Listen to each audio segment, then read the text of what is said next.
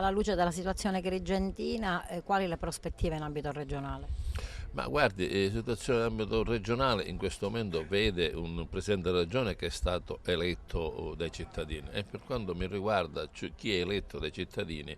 per me va rispettato il mandato elettorale. In questo senso io mi sono astenuto in aula, ma non c'è ombra di dubbio che questo governo purtroppo non riesce a dare risposte. La sanità è bloccata in termini di attività di assistenza, di servizio nei confronti dei cittadini, basta avvicinare un ospedale e ci troviamo in una condizione disperata con tanti posti liberi, i concorsi che inspiegabilmente ancora sono bloccati, il tema anche del lavoro che dovrebbe essere un argomento al centro dell'azione politica del governo Crocetta, in realtà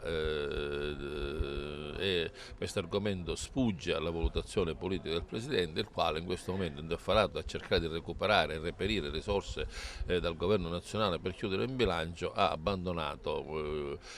questo tema. Non credo che ci sia un'attività in questo momento da parte del governo regionale